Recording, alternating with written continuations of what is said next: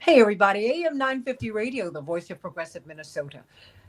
This is the Santita Jackson Show. It's a joy to be with you today as we continue this discussion about the meeting in the Oval Office between the South African president, Cyril Ramaphosa, and President Donald Trump. What was it really about? Was it about land expropriation, white genocide, which has not been unverified? It's untrue. It's just not true. More than 19,000 deaths occurred inside of a year. 7 of them were white farmers. That's it. Every death is a tragedy, but we need to be very clear on the numbers here. 81% of South Africa is Black. They have 4% of the privately held land. We need to talk about that, everybody. Indeed, there's a wonderful book that I read some years ago, Who Owns the World? It's by a Northern Irish Republican who talks about the true source of wealth in the world, and it's land ownership. Indeed, this book demonstrates that the largest landowner on earth in her lifetime was Queen Elizabeth. She's the only human being, and by a transference, her son, they're the only individuals who own entire countries. Countries. So their wealth is not in the hundreds of billions, it's in the tens of trillions and climbing. And that's conservative. So let's talk about what happened in that meeting. What was really going on there? Was it about white genocide? Why is it that the president was more apt, President Trump, that is, he was more receptive. He gave more credibility to 2 white golfers and a billionaire than he did the Black president. Once they said there's no genocide, he gave that more credence. So let's talk about that. I hear someone in the background, so I want to make sure we don't get any noise. And then what about the Middle East? What role did the Middle East play in this? Because you do know Bill Fletcher, former president of Trans Africa. Indeed, you have done so much work as a labor activist, as a scholar, and your footprint in this movement as we look to get freedom in Africa it's so big. And we thank you for your work. Netfa Freeman, Black Alliance for Peace, he's head of their Africa mission. Attorney Mark Fancher, brilliant civil libertarian, and Corey Peterson Smith, Institute for Policy Studies, which is where you have been also, Bill Fletcher. He is their Michael Ratner scholar for Mideast Studies. So let me start with you, Bill Fletcher. What did you make of the meeting? Were you surprised? And what was it about? Well, thank you for having me on the program again. The meeting was a meeting between a dignified African leader and a 6-year-old. And it was an insult to people of African descent around the planet. It was very interesting, Santita, because what Trump did was literally what 6-year-olds do when they want to stop someone from saying something that they don't want to hear, which is that they just keep blabbing. I can't hear you. And that's essentially what Trump did, that every time Ramaphosa attempted to make a counter argument diplomatically, Trump would cut him off. I think that Ramaphosa was far, far too diplomatic. And that he probably assumed in going into the meeting that it was going to be one businessman with another. But the underlying issue is that there is a line developed by fascists in Europe of the white replacement theory. The basic idea that white people are being overwhelmed by people from the global South, and that our objective is to annihilate them, or at a minimum, just marginalize them. And Trump subscribes to that. And he's looking at that in South Africa. He's looking at that in the United States. The whole campaign against so-called DEI and against critical race theory is all about that. It would have been really interesting had Ramaphosa insisted on taking Trump through a history of South Africa. And I assume that Ramaphosa, with whom I have actually quite a number of disagreements, but I assume that he decided he wasn't going to try that. He was going to try to calm the child down. And it just didn't work. I got the sense that he was surprised that president to president, Bill Fletcher, that he was being met with such, well, in such a manner, because anyone who spends time on the continent knows that they are very, very appropriate, Right. very dedicated to protocol. I think that our listening audience needs to understand that people viewing us, they are very, very, very, very proper, very, very, very, very much, uh, they're a very appropriate people. And I Mhm. know this had to be galling to him. It This was is not humiliating, Santita. I mean, but that was the intent. The intent was to rub horse dung in the face Mm. of Ramaphosa. That was the intent.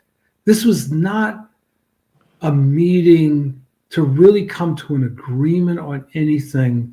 It was to reposition Ramaphosa so that he's there on his knees, attempting to get uh, accepted by the king.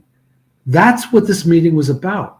But Mm. the other part of the meeting, which is something that I'm hoping we'll talk about, is an attempt to basically continue Trump's policies of moving away from any kind of multilateral agreements and move one country at a time, which in terms of Africa will be absolutely devastating. Do you think the Middle East was a factor in this as well? I absolutely do. I think that that Trump, as well as the Republicans as a whole, and many Democrats, were furious about the stand that South Africa has taken around the Gaza war and the Israeli genocide. Absolutely. And I think that the idea here, as far as Trump is concerned, is that no country should take a position contrary to that of the United States, pure and simple, and particularly when it comes to its ally Israel. Mm. Congressman Jonathan Jackson, of course, Attorney Mark Fancher and Corey Peterson Smith and Netfa Freeman. I'm grabbing the congressman after he's been up all night long with this big, beautiful bill. That's 1,000 pages. But I also know that you're on foreign relations. And so I guess I've got to hit you with two things at one time, just very quickly. What about this big, beautiful bill? Well, it's a disaster. And if we've been up 2 nights, this thing started at our work day on Tuesday morning, and it went into taking amendments on Wednesday at 1 a.m. We go through that day, and they took it all the way into Thursday morning at 1 a.m. And we just got out at 6:45 this morning. It's a disaster. Anytime you see they're trying to get this much done in this one big package, you know it's wrong. I figure at like 1, 2, 3 o'clock, 4 o'clock in the morning, you're either uh, sleeping, something else. I don't want to say lying or stealing. Okay, as I sat up all night long in a chair. I'm like, so what exactly is happening here? Okay, so it Well, had to be at least two or three of the above, and it was a lot of lying and stealing and some head nodding, people half sleeping. But they crammed it through. So when they made the final additions, we didn't get a chance to see everything. Trump came up to the Hill earlier um, Tuesday morning, and then by Wednesday afternoon, they were bringing people, but we like to stay in a white van. They got to hijack them, tell them to come to the White House so they can do the what's that what's that movie that Spike Lee had where they get the you know bedazzled boondock. I don't know. oh, I'm like, oh, bamboo. and Yeah. bamboozle. Yeah, they got to Mhm. bamboozle them. And so these people, they voted against their interests. I think it was a lot of threats and intimidation. You got medical doctors in Alabama and Iowa that know what Medicaid does to a district. 40% of the babies born in America come off of are born through the Medicaid system. 60% of seniors in residential senior long care facilities are on Medicaid. They know it. And but I'm seeing an interesting pattern, and we'll wait to see further. After they pass some of this stuff, then they go down to Mar-a-Lago, members of their conference, and say, "Hey, this is hurting me." So then he'll do a unilateral waiver to take it off of them. So this isn't necessarily a big, beautiful bill. It passes one time, but then they'll undo things individually to help other members out. But Um, district by district, state by state. Exactly. And so because he's removed all the inspectors, the Democrats won't know what just happened. So I see some Republicans look annoyed one day, the next day, I see them with a little nod and a wink and a smile that they got their issue resolved. But it's going to go across the board from SNAP benefits. I had an amendment in there to keep the SNAP work requirements as they are. There are already work requirements on supplemental nutritional assistance. They want to now take it up to the age of 54. They want to lift the cap that you have to go in and ask for additional work requirements from 55 to 64. Well, there's a clear pattern of age discrimination. There's a clear pattern of health declining at that stage, as well as becoming a caregiver for older parents and things. Even in the Clinton welfare reform bill, they left it at 54 for a reason. They're like, that's about as extreme as we can take it. So many people are going to get kicked off of, at least 13.7 million people will be kicked off the insurance. I don't want to go into what the doomsday scenarios, people are kind of a little bit overwhelmed by that. And I understand why. Some of this is going to get kicked out in the Senate.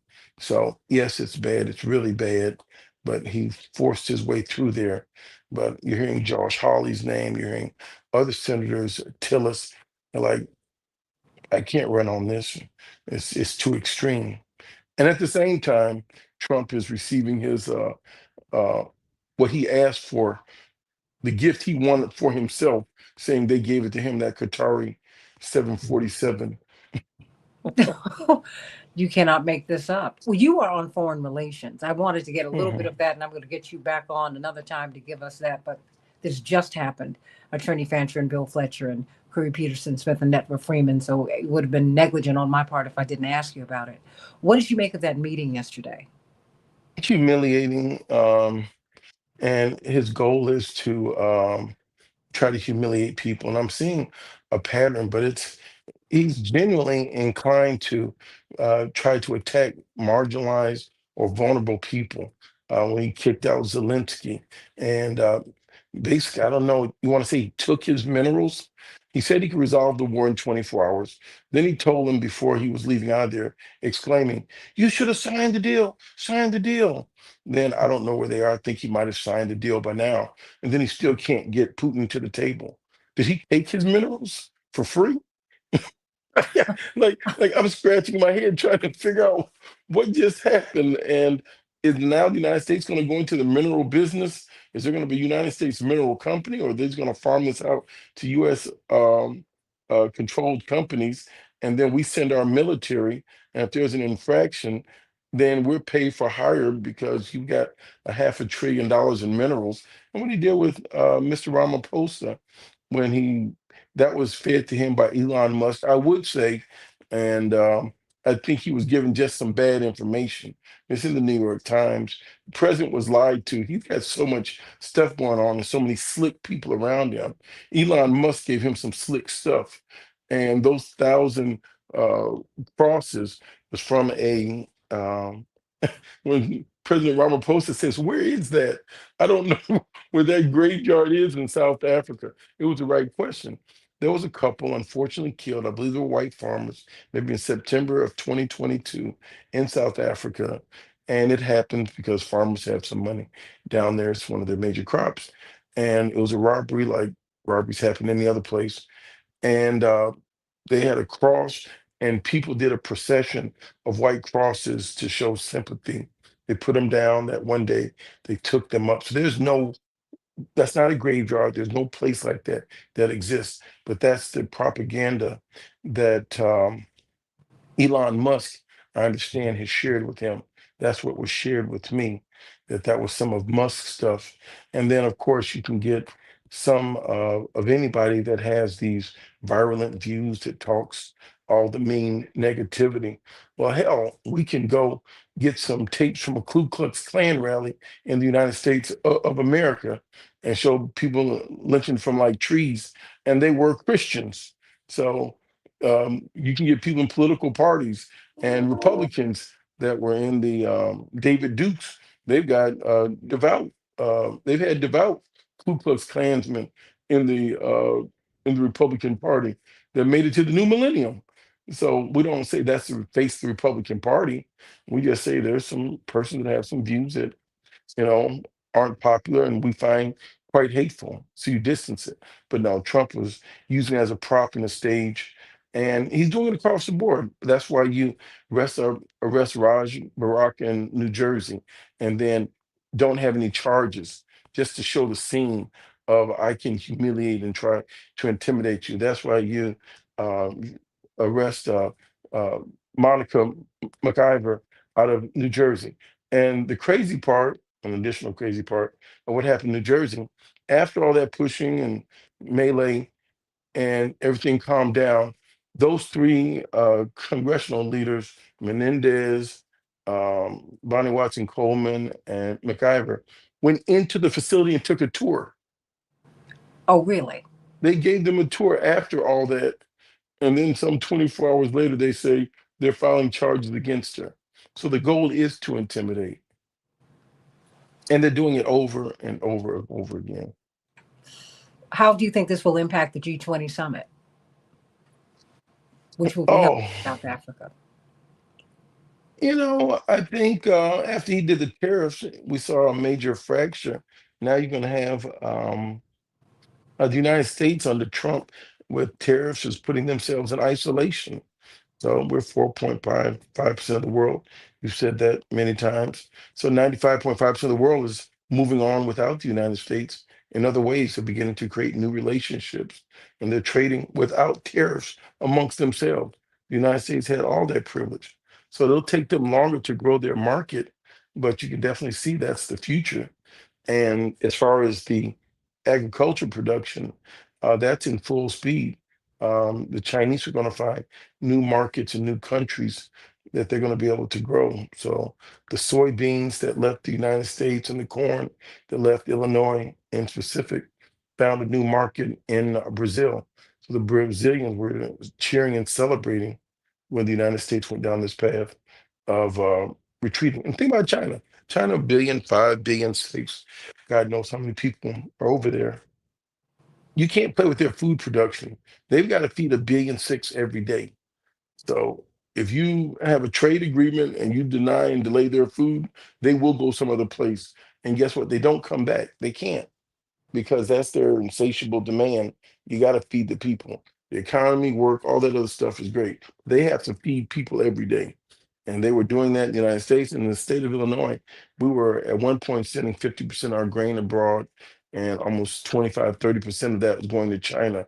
Now we're sending almost 30% of our Mhm. ag products abroad because Chinese found a substitute place in Brazil to start increasing their market. We are about to take a hit. I'm just going to go around this circle. Let me start with And I you. enjoy all your guests. I was listening to you all. Mhm. And so if I could tune down and you all tune up, I want to just listen in on the conversation. Okay, well, these are some people you need to hear. Let me go to you, Attorney Mark Fancher. Your thoughts. Brilliant civil libertarian Congressman Jackson out of Detroit, Michigan. Attorney Fancher. Amen. Well, yeah, I understand that not everyone has a combative personality. And, someone like President Ramaphosa would not be one who would necessarily be expected to react to what he experienced, like he was on the Jerry Springer show or something like that. But what I do think is necessary is that all African people throughout the world understand that we're not involved in a diplomatic situation.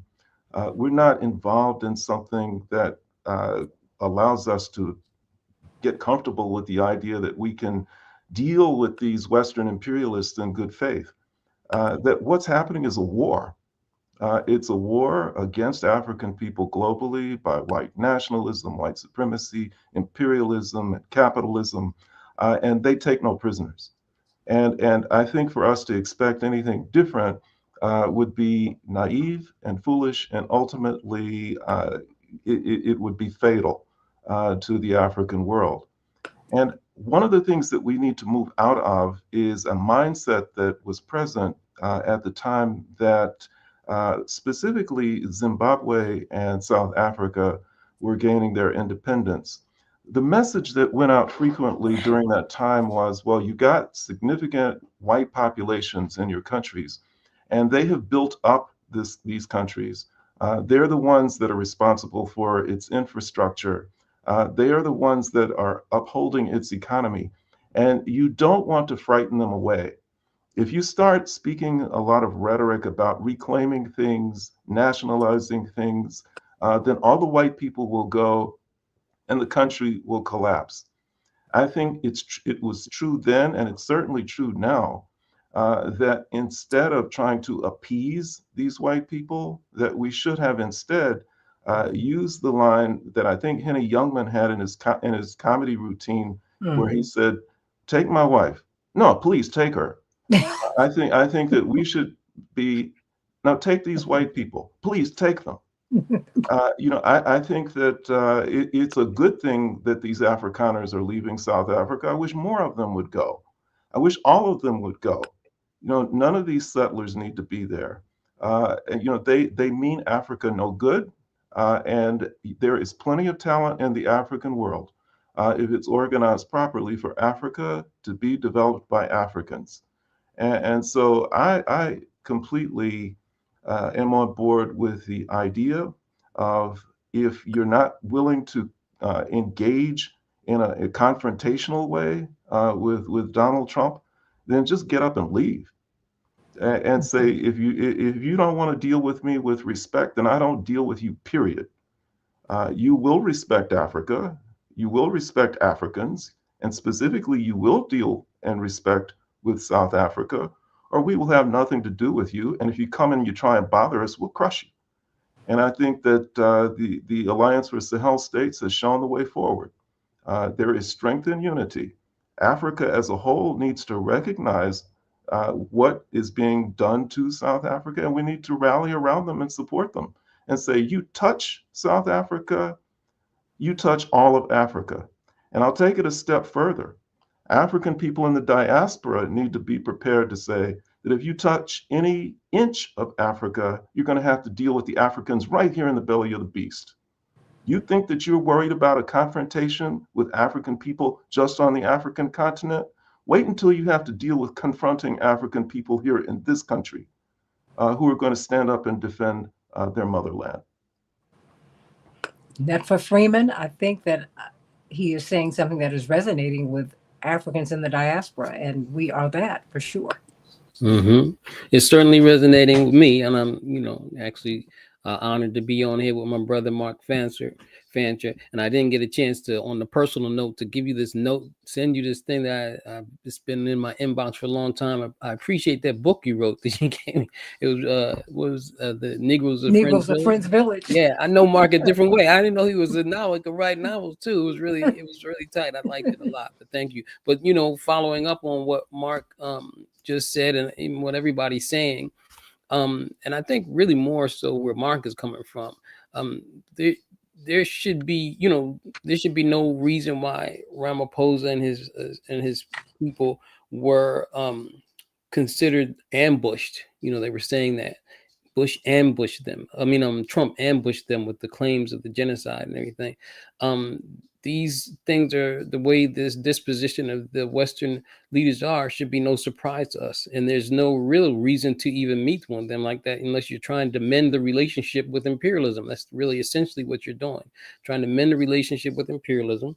It speaks volumes that we're talking about now a coalition government in South Africa that's sharing an alliance with the so-called Democratic Alliance, the white South Africans, there, and that part of what Ramaphosa did in that meeting, in terms of making, distancing himself from formations like the EFF and what they were saying, which is much more revolutionary and stalwart for African people and the global South in terms of self-determination. And so they really were reflecting a really what is tantamount to and have been representing and presiding over neo-settler colonialism. I mean, we talked about the disparities in land and all kind of other economic and political power disparities that persist in South Africa, Zania. And then also, I would think that the claims of genocide, and I know at least Mark knows this as an attorney, and other people know this. When you say certain things in court, you open up the door for other things to be your record to be put on there. And so, Trump shouldn't have been able to talk about claims of genocide without Ramaphosa and them talking about how the U.S. is guilty of presiding over the genocide in Palestine. Right now, they're starving Gaza, people in Gaza to death. Open, a blatant, undeniable, unspeakable horror that they're committing against genocide. There's no way he should be able to sit up in there and act and feign, oh, I'm surprised. I don't know if he's feigned. He might have been surprised, but that speaks to the naivete of thinking he could go in there and reason with people who your enemy who is at war with you. But Nefa, hold on with the genocide charge. When we're at the center of what's happening in Gaza and the West Bank, we're funding it. That's right. I mean, I said, how you clearly know what the meaning of genocide is. How dare you? What was that? That's right. And he should have been prepared to rebut that. Yeah, I mean, it's like he's left himself wide open. And maybe President Ramaphosa is just such a diplomat. He just said, I'm going to engage. Well, I mean, this means, when you're that kind of diplomat, you're really then a comprador. That's really what you are. I mean, just like Brother Mark said, we should be standing on the side of all of Africa, united Africa. We should not be, there's no room for capitalism in Africa, which is what they're trying to protect, and make amends with. There's no room for, so it has to be, we have to be fighting the Western powers and standing up and saying unequivocally that they're the existential threat to humanity, and particularly the global South. I mean, so you don't sit among the presidents of the United States are all the quintessential presiders of imperialism in the world. They're all, when you become the president of the United States, you become the president of imperialism, and so that should be understood. And so that should be the posture if you're going to go in there at all, because I really don't see the point in meeting with the enemies of humanity and the leaders of humanity. But if you're going to, you better go in bold, and you could better go in, like Mark said, saying, I'm representing the all of Africa and touch one, touch on. And then we should be taking that position. That's the position we have to take now in terms of the U.S. or the U.S. and governments on the Trump administration's posture towards South Africa and these claims, because they're really trying to reverse. They're afraid of what happened in things like Zimbabwe. This propaganda is reminiscent of the misinformation that was leveled against ZANU-PF during the redistribution land program. And so now that it's Trump, it's all, it's well, I don't even know if it's being made clear there, but now it's not the same as when it was against ZANU-PF in the early 2000s, but it's the same stuff. Claims of white farmers, and there was turmoil, there was things that were happening, but the clarity of the complexity and the context of what was happening was skewed, and that's what we're seeing here. Here's just more obvious because it's Trump, and everybody knows, he's lying, and he's, in the days of AI type information and all of that. But that's the first thing that we should say, that we should be unequivocally against taking an anti-imperialist stand. What I saw in this meeting was Ramaphosa and his entourage representing a comprador class going and trying to negotiate something, some kind of mending the ways with imperialism in the collective West. And will that work? Of course it can't work. I mean, the collective West, I'm sorry, I didn't mean to say it in that type of attitude. No, please, be candid. But the Western, the capitalist imperialist countries and economies are dependent on the exportation of the global South, particularly Africa, all the minerals and the labor markets and the labor and all of that. And so it's dependent on it. You can see it. And, you know, if you just examine the global economy, and they can't fathom, and they will not fathom a world in which things are reordered in a way that benefit and help the people, the masses of millions, billions of suffering people around the world, and particularly those on the African continent. We can see it all over the place, and we can see it with the alliance of Sahel states, with Michael Langley going in there into the Senate and making unfounded accusations that the leader Ibrahim Traore is using the gold, and not talking about not even completely oblivious to the plunder that the West has been responsible for across Africa and the world, as if they don't, and then also supporting, governments like Alassane Ouattara, a neighboring country which now is seeing uprisings and the people uprising against in Ivory Coast, supporting them, where Blaise Compaoré, who's the person who assassinated not the person, was instrumental in assassination of Thomas Sankara, the renowned revolutionary of Burkina Faso. Blaise Compaoré has asylum in Ivory Coast. Michael Langley was there meeting with them, and this is how the West does. Some countries are democratic if they're serving capitalism, and if you're not democratic, or if you're not serving capitalism and you're trying to plot your own course, then you're authoritarian, and we have to do something about you. Corey Peterson Smith, so much has been bandied about with regard to genocide. And well, first, please, and it's interesting to hear everyone's reaction to the meeting yesterday, because it is a new day when you see an African nation with the stature of South Africa, with this development, sitting with an American president. Okay. And but that there's so many layers to this. And genocide, that is the charge that ostensibly they're meeting about. And yet, as Netfa pointed out, he left himself wide open to charge them with genocide and to ignore a genocide that almost every country in the world, maybe save ours in Israel, acknowledges being thus.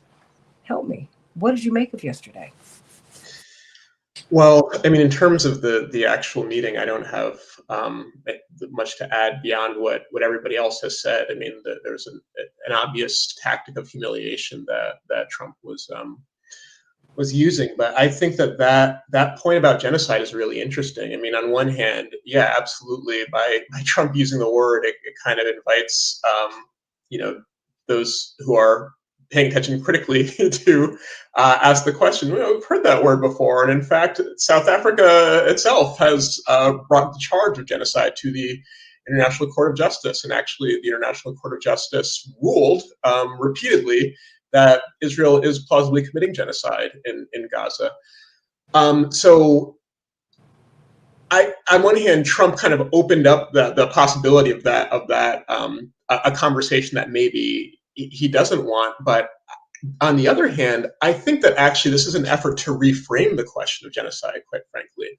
And this is not new. I mean, Israel's done the same thing. At that same, at the hearing at the International Court of Justice, where South Africa brought the charge of genocide, the Israeli team basically made the case, look, the state of Israel, we're familiar with genocide because our state was founded after the quintessential genocide of the Holocaust, and therefore, by definition, Israel cannot commit genocide. On the contrary, we charge the Palestinians as genocidal because whereas we, the Israelis, a civilized democracy, are fundamentally incapable of genocide, they have a genocidal intent. We don't have the intent, is their argument. Yes, we've killed 18,000 children, Palestinian children in Gaza, at least. But that was somehow unintentional. That was somehow accidental. Whereas the Palestinians, they have the genocidal intent. So this notion that it's not the colonizing powers or the imperial powers who are guilty of genocide, but rather the victims, the targets of colonial power, that they're genocidal, is a story that Trump was telling, but it wasn't invented by Trump. I think that that's what he's trying to do is make a reframe. And in doing so, he's tapping into and really speaking to and contributing to an American conversation. I mean, the notion of white genocide, as you said at the top of the conversation, the notion of white genocide is not something that was introduced to the American political conversation yesterday. On the contrary, it's a story that really goes back. It's as old as colonialism itself. The notion that that indigenous populations, if we don't use violence against them, they will rise up and actually wipe us out.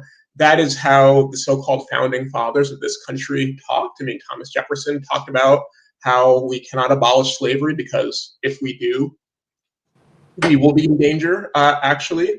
That is a story that has been reiterated anytime Black people in this country have gone into motion and have pursued power. I mean, during the Black Power movement, there was a conversation about the danger that constitutes to America and to white America. And then more recently, in the Black Lives Matter uprisings, once again, law and order was, particularly the kind of Trump version of law and order, was very much asserted as a defense of white people. So on one hand, this particular conversation about South Africa and the notion that white people, Afrikaners in South Africa are under threat from the Black population, on one hand, yes, has a relationship to Elon Musk. Yes, there's something specific about what's happening in terms of the Trump administration's relationship to South Africa right now. But there's an old story here and a familiar story. And frankly, these talking points that white people are threatened by indigenous populations around the world and by Black people in this country around the world, and South Africa in particular, is very much part of the Fox News echo chamber. Tucker Carlson has had shows repeatedly about the notion that white people are under threat in South Africa, and so that is what Trump is informed by.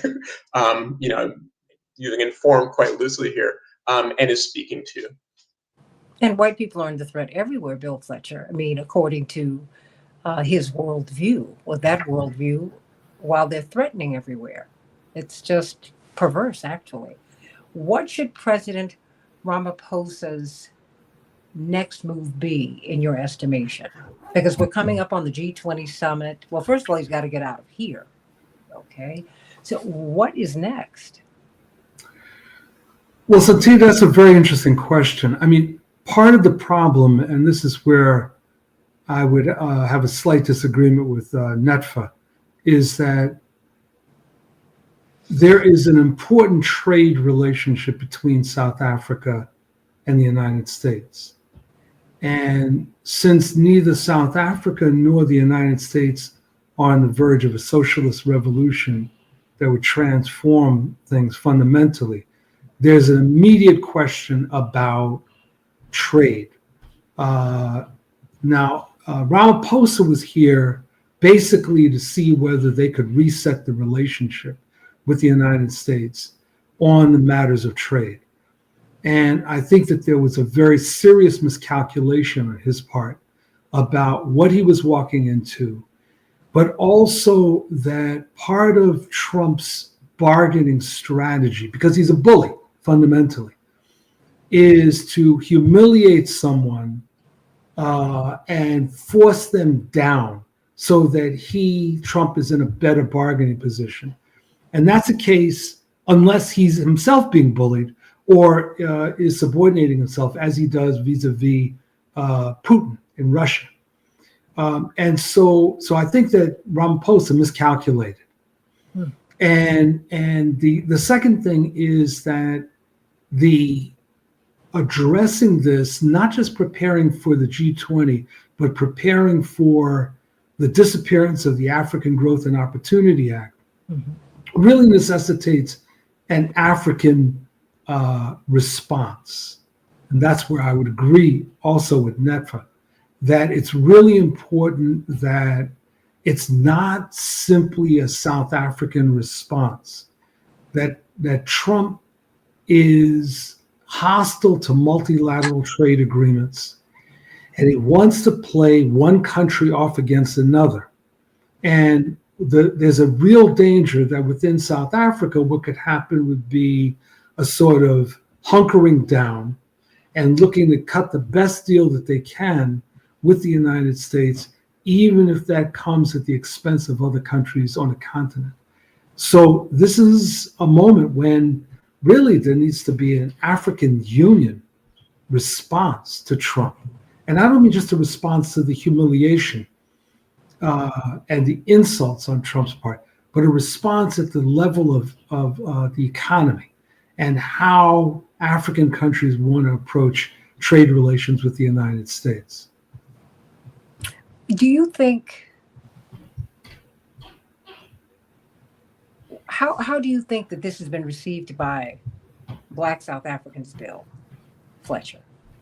Because we're looking at our response. Right. I mean, because Malema is a force in South African politics. Right. And there's a range of, Ramaphosa is seen as more of a moderate, right? And so, Correct. I mean, someone who's become very successful in business, et cetera, et cetera, et cetera. And you have real pain there. I mean, many people do not understand the internal politics and how beloved Winnie Mandela was. Mm-hmm. You know, just because she was more aligned with the Malemas and the people, a far more progressive element, I would say, right? So where does that leave? How does Ramaphosa go home? Very carefully. I think that my best guess, I was on an interview before this one, and there were two South Africans, one white, one black. And the black one, who is active in the ANC, I could tell was trying to be diplomatic, but was furious about what had happened. And my guess is that there is a lot of fury and humiliation at what happened. Ramaphosa has been trying to put a good spin on what happened and an alleged reset. But what's interesting is that immediately after the meeting, the Trump people started issuing various statements about how Trump had successfully defended the position that there's alleged genocide going on in South Africa. There was no discussion really about any kind of reset. It was more one of those gotcha moments from the White House. So I'm not sure how, I mean, it really feels like there's efforts to put lipstick on a pig, frankly, to make this look good. There isn't anything good out of this. Was there ever going to be an upside? I don't think that there was. I think that the only way, if I had advised President Ramaphosa, and I never received a call to do that, surprisingly, would have been that I would have said, if Trump starts going in this direction, you should take him through a history lesson of South Africa. Mm-hmm. And that when he interrupts you, you have to fight back. You have to push back. Mm-hmm. And you have to reiterate, this is what happened in South Africa. Are you saying, Mr. President, that after 300 years of colonialism, after 50 years of apartheid, after a situation where whites control 70% of the land in South Africa, we should do nothing. Mr. President, is that what you are saying? That would have been my recommendation. And I really do think that he thought that, Ramaphosa thought that he could take a less adversarial view than Zelensky did, and that two businessmen could ultimately come to some sort of agreement. But he doesn't understand the thinking of Trump. Trump wishes to humiliate his opponents. And part of the problem, and I always say this, is that you never humiliate someone unless you can annihilate them. Because the problem is, once you humiliate someone, they end up ultimately being an enemy for life. So no matter what kind of lipstick Ramaphosa and others put on this pig, the reality is that people in South Africa are going to justifiably be furious about what was done to their president, even if they oppose Ramaphosa. It's going to make it very hard to have any kind of reset. Mark Fancher, your thoughts? Look, I'm done with imperialism, done with the United States, and as far as I'm concerned, Ramaphosa should have been as well. We're done. The fact is that the vast majority, the masses of African people in South Africa do not control its wealth. That's still in the hands of multinational corporations and wealthy whites. Most of them are living in horrible, grinding poverty that's little different from the way it was in apartheid. So what do we got to lose? I mean, if there's concern about the country's economy collapsing, let it fall. Let it fall. And I think that people throughout Africa need to pick up the baton that was dropped when Gaddafi fell. And they need to move in a definitive way toward making Africa independent economically, politically, and otherwise. And needs to create policy in Africa that's focused on what's best for Africa and Africans. Some years ago, the National Conference of Black Lawyers, in response to a lot of the controversies that were happening about land reclamation in Zimbabwe, published a model code that could be adapted by African governments with respect to mineral and natural wealth, land, and traditional knowledge. And the general scheme or theme that ran through the land reclamation portion of that model statute was that any land that was acquired by foreigners, by settlers, during the period of colonialism or during the period of the slave trade, any of that land, title to it that is still held by people who are not indigenous to that country is void. It is void, and it is claimed automatically by the government of that country. And that there would be an opportunity for everybody in the country to get land by simply requesting it. But there would be limitations on the amount that they could have. And for those foreign interests that wanted to assert a claim that the land that they owned had not been obtained as a result of the slave trade or colonialism or settler colonialism or any of those things, they would be given an opportunity to make their case for how it is that they came to acquire this land in a lawful way or in a way that's morally just and legally just. And they could come forward and do that. But otherwise, the land belongs to the people. And that's the beginning and the end of it. If people don't like it, then get out. If you're a white settler there and you don't like the fact that your land is being taken, then leave. This is Africa's land. It was stolen by your ancestors. People were oppressed and killed and murdered en masse because of it. You reaped huge profits from it at the expense of African people. And now you dare to come up and whine and complain that people are trying to set things right? Just get out of the country and don't come back. And I think that has to be the attitude that African people have. If they want to come and they want to say, no, we want to have, trade relationships with you that are fair and just, you're lying because you're at war with us. All that you're trying to do is to bamboozle and gaslight us. And we are not going to deal with you, except at the point of a gun, if you come and you try and get violent with us. And I think that has to be the beginning and the end of the way Africa deals with the US and all of Western imperialism. We're done. The time for standing up and asserting Africa's dignity is right now. And the Alliance for Sahel States is doing it. We need to follow their lead. And they've done it successfully, which should be an inspiration to the entire African continent. If 3 little countries, Niger, Mali, and Burkina Faso, can face down Western imperialism, imagine what 54 countries standing together can do. And the time is now. Net for Freeman.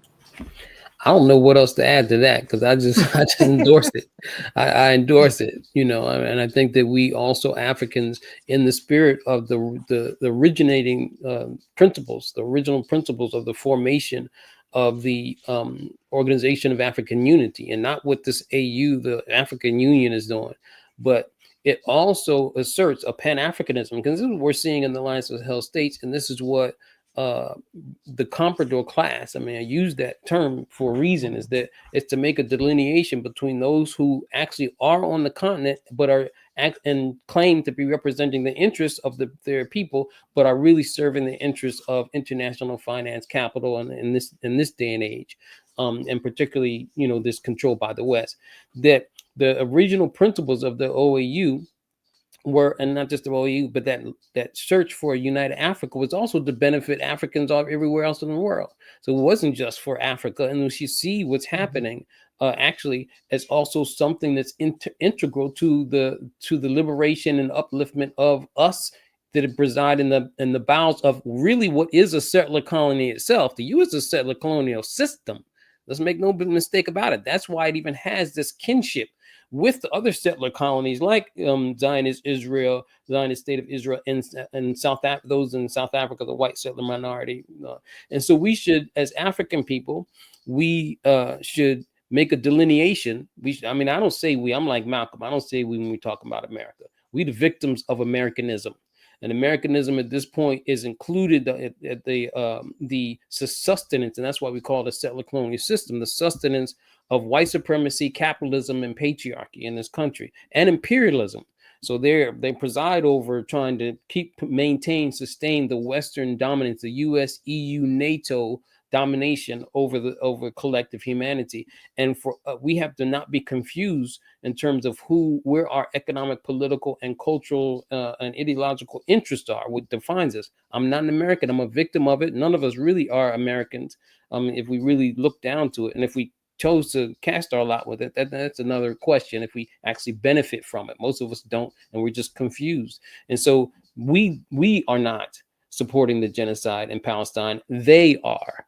We are part of collective global humanity. We're a pocket of the global South within the bowels of the settler colonial U.S. state, and we should be looking at the compradors that come and try to negotiate with imperialism to maintain some sort of economic configuration, global order that doesn't benefit the humanity. It has to be eradicated. We have to establish something else that alleviates the suffering of the people, that redistributes land and reorders how the economy, and gives people the human right to healthcare and education and an ability to have a job and all of those kind of things. And in this country, this order, this government, and all those other Western governments, they're not going to do that. What is the point of coming and meeting with them and around and to maintain some sort of trade deal that's not even benefiting the masses of the people in your own country, And so we have to also kind of muster up something here to be a counterpart force within what's happening in Africa, along with the Alliance of Sahel States and the masses of people. And this is the last thing I'll say, the masses of people in the surrounding countries. If you look at Kenya, those young people standing up, and with Ruto being brought here, William Ruto given the red carpet under the Biden administration, and at the same time attacking the young people who are standing up against neoliberal policies. These people are on fire. In Ghana, rejecting the establishment of AFRICOM and the air base there. Just in neighboring Ivory Coast, neighboring Burkina Faso, where Langley is, where that the assassination attempts against Ibrahim Traore are being, and the coup attempts are being Mhm. orchestrated from Ivory Coast, their people are uprising. The people, the compradors that they're calling democratic leadership, don't have they're not supported by the masses of the people in their own country. And we have to also become that sort of we have to have that sort of political disposition when it comes to the enemies of humanity, imperialism, and the collective West. Well, as you close us out, Corey Peterson Smith, everyone here is talking about collectivism, which really is it, and the intersectionality of this freedom struggle. And as the Mideast scholar, the Michael Ratner Mideast scholar at the Institute for Policy Studies, and indeed you were eager to be part of this conversation because they are connected. I think that as much Bill Fletcher, as much as land expropriation was at was at the center of the conversation, and the live white genocide Gaza was. How dare this black country take these white countries to task and charge them with genocide? Your thoughts, Corey?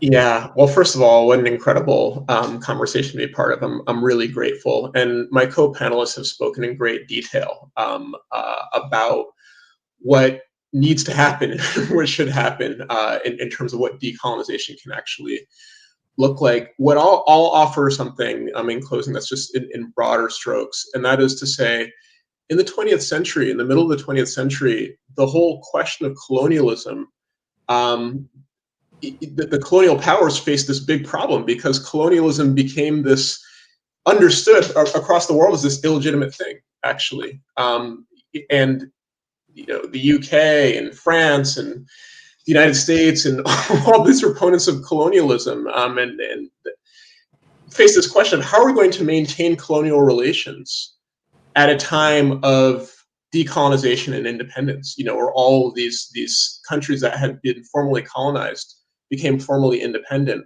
And in so many ways, that was the project that these dominant states put their minds to, is maintaining colonial relations in reality, if not in name, in the 20th century. Of course, there were countries that never faced any kind of, never experienced any kind of decolonization or formal independence. Obviously, the Palestinian nation being a key one of many. But here we are in the 21st century, and I think once again these dominant powers are asking, how can we maintain colonial relations in the 21st century? I mean, that's precisely what Israel is doing. I think that Israel is on the frontier of a project that is representative of many states beyond Israel, which is why so many states have sent weapons and have, otherwise supported the genocide. That is starting to falter because it is becoming so untenable in the eyes of global public opinion, and in the eyes of the International Court of Justice, and other institutions. But the question remains, for the states and for the elites around the world who want to maintain the status quo, how can we do that in the 21st century when colonialism is understood as anachronistic and unjust? And I think that Trump is showing us, Israel is showing us what colonialism looks like, and Trump is showing us as well. He's showing us in terms of his support for the genocide in Gaza. He is showing us in the visit that he just did to the Middle East, to the Gulf states, where he said, making weapons deals with each of these states, by the way, Saudi Arabia and Qatar and the UAE, you can do whatever you want to Yemen, to Sudan, do whatever you want. He said, I'm not here to lecture you, which is really interesting since he precisely lectured Ramaphosa yesterday. He felt he had the right to do that. And he is showing us in that conversation in quotes, that he had with Ramaphosa, he is trying to bring these relations, these centuries old colonial relations, into the 21st century. And that is, I think that is visible now to many people to whom it was not visible. I mean, these relations, unfortunately, are not new, but there are people who maybe didn't see them under Biden and now can see them under Trump. To go to your question, Santita, about collectivism, I think that all of us have a responsibility, not only as colonization is reiterated in the 21st century, as colonization is made more visible to people, particularly Americans, maybe to whom it wasn't made visible, we have a responsibility to make sure that actually this is the century where we end colonization once and for all, and fundamentally end those power relations, whatever they're called, and those power relations, both within our countries and globally. And we can do it. Bill Fletcher, Attorney Mark Fancher, Netfa Freeman, Corey Peterson Smith, and Congressman Jonathan Jackson. Hope you're getting some rest. Thank you so much for everything, and everybody, may you have a blessed Memorial Day holiday. One quick note. This was a holiday created by formerly enslaved people who had seen white Union soldiers buried in mass graves without any honor. They dug them up, gave them proper burials, and celebrated their sacrifice. So much in this country turns on the humanity of Black people. Always remember that, everybody. And you know, it's also African Liberation Day weekend. Absolutely. Establishment of African Liberation Day. Well, it is and happy birthday, Malcolm X. 1 century. May God bless you. And God bless everyone. Everyone, be a blessing to God, and let's be kind to each other and stand up for freedom and justice. The Santita Jackson Show on AM 950 Radio. God bless.